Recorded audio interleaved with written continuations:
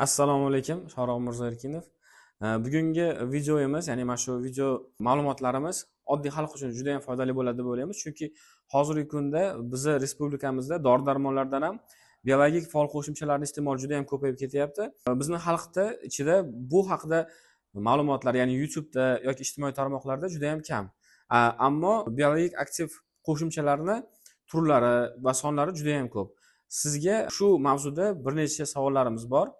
Avvalambor shu insonlarda faolligi to'g'risida, ertalab misol uchun turganda lanch bo'lib yoki charchoq bilan uyg'onish to'g'risida va umumiy salomatlik haqida. Shundan boshlasak. Assalomu alaykum. Taklifingiz uchun kattakon rahmat. Xo'sh, avvalambor biologik faol qo'shimcha mavzusini ko'tarishdan oldin hammamiz uchun dolzarb bo'lgan bir mavzuni gaplashishimiz kerak. Bu sog'lom turmush tarzi. Sog'lom turmush tarzini o'zini asosiy tarkibiy ko'rsatkichlari bor. Misol uchun eng avvalambor bu sog'lom turmush tarzining eng asosiy tarkibiy ko'rsatkichlari bu to'g'ri ovqatlanish. Undan keyin zararli odatlarni cheklash. Siz aytayotgan mavzu misol uchun biologik faol qo'shimchalari bu faqatgina qo'shimcha tartibda qo'llanilishi mumkin bo'lgan yordamchi, ya'ni faqatgina bizga ko'maklashishga hissasini qo'shadigan mahsulotlar hisoblanishi mumkin. Ana endi biologik faol qo'shimchalarga to'xtaladigan bo'lsak, men sizga hozir bitta statistika bo'yicha aytaman. Yaponiya mamlakatini oladigan bo'lsak, Yaponiyada aholisining 90% dan oshig'i aynan biologik faol qo'shimchani iste'mol qiladi. Ya'ni ular o'zini iste'mol qiladigan oziq-ovqatiga qo'shimcha tartibda albatta shu biologik faol qo'shimchalardan foydalanadi. Endi bu biologik faol qo'shimcha degani nima? Bular vitaminlar, minerallar yoki bo'lmasa yog' kislotalari, ya'ni qo'shimcha omega 3 yog' kislotalari bo'lishi mumkin. Undan tashqari yana qo'shimcha sifatida nima qilish mumkin? Ya'ni sog'lom turmush tarziga amal qilishda ular albatta jismoniy faollikka amal qilishadi. Mana shu hisobga olgan holda ham aynan Yaponiya mamlakatini aholisini yashash, ya'ni uzoq umr ko'rish darajasi eng yuqori ko'rsatkichlarni egallaydi. Ya'ni aynan Yaponiyada misol uchun 90 yoshdan oshgan aholilarni ham ko'rishimiz mumkin. Bu albatta sog'lom turmush tarziga amal qilishdan tashqari aynan mana shu biologik faol qo'shimchalarni iste'mol qilishda. Chunki Yaponiya mamlakatini oladigan bo'lsangiz, u yoqda ya'ni rivojlangan davlatlar qatorida eng yuqori o'rinlarni egallaydi va shuning hisobiga baribir u yoqda ekologik muhit, mintaqa asosiy rol o'ynaganligi sababli ekologiyaning buzilishi hamda bu ekologiyaning buzilishi inson organizmiga to'g'ridan to'g'ri ta'sir ko'rsatgani uchun xohlaymizmi, yo'qmi, baribir shunaqa bir qo'shimchalarga murojaat qilamiz. Bundan chiqdi, hozir mana sizni suhbatingizda, sizni gaplaringizdan tushunyapmanki, har bir mintaqa, har bir misol uchun region deymiz, mana Yaponiya yoki O'zbekistonni solishtirish qiyin, chunki ularda, ya'ni ularni bilan bizni havomiz, misol uchun dengizga bu yaqinligimiz, ya'ni shu minerallarning yetishmovchiligi har bir o'sha regionlarda, ya'ni davlatlarda o'zini iqlimiga, nimasiga mos bo'lishi kerak bo'ladi, menimcha. O'sha biologik faol qo'shimchalarda ham iste'mol qilish har xil bo'ladi demoqchiman. To'ppa to'g'ri. Misol uchun o'zimizni O'zbekiston Respublikasida oladigan bo'lsak, albatta bizning mamlakatimiz dengiz sathidan ancha uzoqlikda joylashgan mamlakatlar qatoriga kiradi va bu to'g'ridan to'g'ri bizada yod yetishmovchiligi kasalliklarini va shu qatorida misol keltirish endemik buqoq kasalliklarini yuzaga keltirishi mumkin. Yaponiya mamlakatiga misol keltiradigan bo'lsak, ularda albatta dengiz bor va dengizga yaqin joylashgan hudud hisoblanadi. Biz esa dengizdan ancha yuqorida joylashganligimiz hisobiga bizda bunaqa kasal, ya'ni endokrin tizimimiz bilan bog'liq bo'lgan kasalliklar juda ko'p yuzaga keladi. Albatta bunaqa kasalliklarni oldini olishda hozirgi O'zbekistonda targ'ib qilinayotgan va oldindan targ'ib qilib kelinayotgan masalalar bor. Bular tuzlarni yod bilan boyitilganligi. Tuz iste'mol qilishimiz mumkin, to'g'ri, lekin hozirgi davrga oladigan bo'lsangiz, ya'ni ishlab chiqarayotgan tuzlarning tarkibida shaxsan meni fikrim yod miqdorining yetishmovchiligi. Lekin bunaqa holatda nima qilishimiz mumkin? Xohlaymizmi, yo'qmi, yana baribir shunaqa biologik faol qo'shimchalarga murojaat qilamiz. Chunki biologik faol qo'shimchagina bizni hayot tarzimizni yana jadallashtirib berishi mumkin. Ya'ni ichki kuch manbayimizni kuchaytirib beradigan bir mahsulot hisoblanadi. To'g'ri. Endi hozir mana misol uchun biz o'zimizdan kelib chiqib bu narsalarni gapirishimiz kerak avvalambor, chunki mana hozir siz aytgandek yod yoki mana misol uchun boshqa minerallar yoki vitaminlarni e, ko'pchilik baribir hamma joydan qidiradi, ya'ni internetdan, kimdirlar aptekadan yoki onlayn qidirib topib mahsulotlarni qabul qilishyapti. E, va mana misol uchun mani o'zim qarindoshlarim ham yoki o'zimni o'sha ota-onam yosh katta insonlar yosharish uchun kamida misol uchun eng kamida yosharish uchun sog'lomman deganda ham biologik faol qo'shimchalarni qabul qilishadi.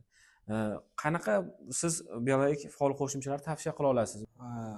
To'g'ri aytganingizdek, aholimiz o'rtasida bu keng tarqalgan bir faraz desak ham bo'ladi. Ya'ni shunday insonlarni uchratishimiz mumkinki, biologik faol qo'shimchani iste'mol qilayotganda har bitta vitamin bo'lsin, u mineral bo'lsin, ularni alohida iste'mol qilishi mumkin. Misol uchun vitamin A, ya'ni biologik faol qo'shimchani tarkibida bo'ladigan narsa, lekin shuni ham alohida iste'mol qiladi. Vitamin A, vitamin B va B komplekslar bo'lishi mumkin.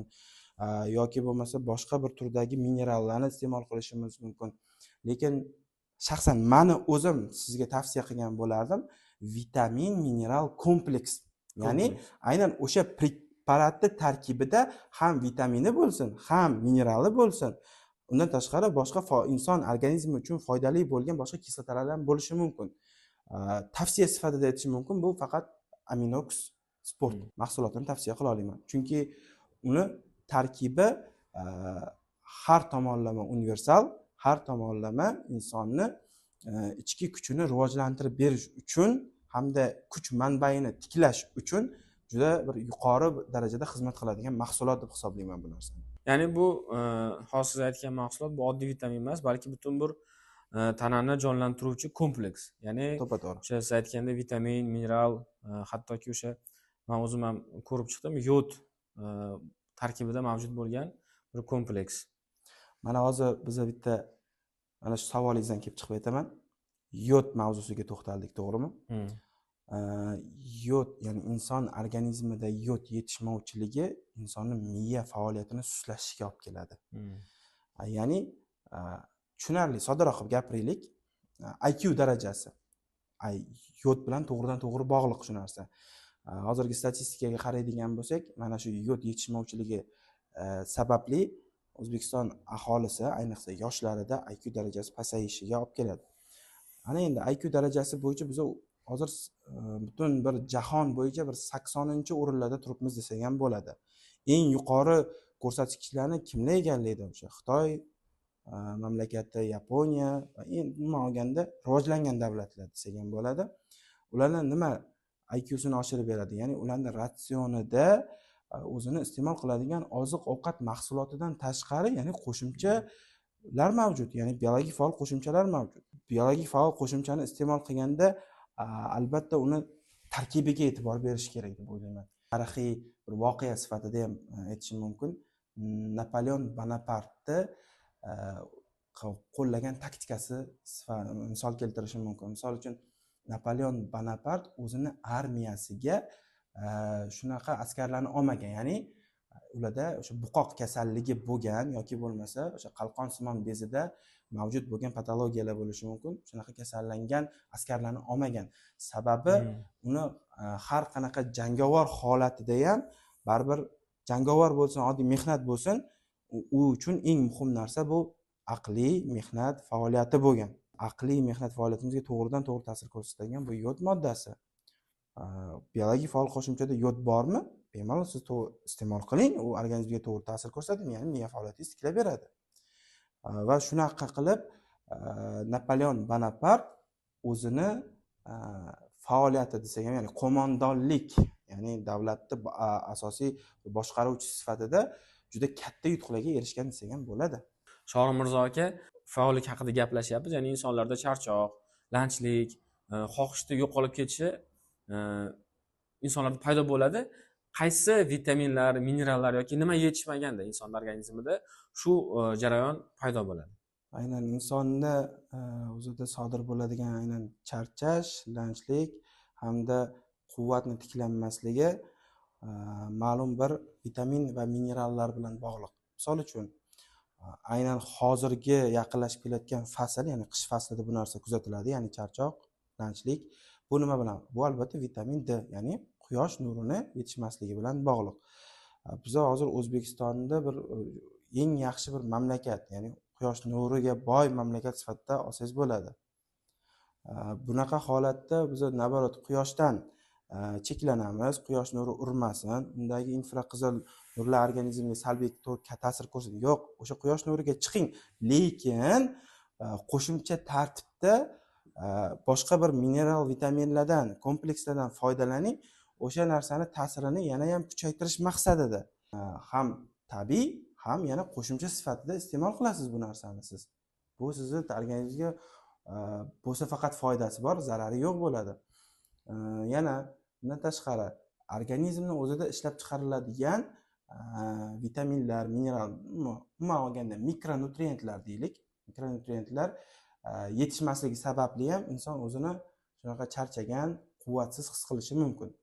O'shaning uchun ham qo'shimchalarga murojaat qilganimizda mana shu Aminox Sport mahsulotini iste'mol qiladigan bo'lsak, u bizga bir boshqa bir qo'shimchani nima desak, foydalanishimizga ehtiyoj qolmaydi. Ya'ni sport bilan shug'ullanadiganlar albatta sport zalga chiqqanda bitsa degan narsa bor. Bitsani tarkibi nima? O'sha litsin, izolitsin, valin. Xuddi o'sha narsani o'zini qadoqlab, o'zini porsiyalab ichadi. Oqsil aminokislota desangiz ham bo'ladi.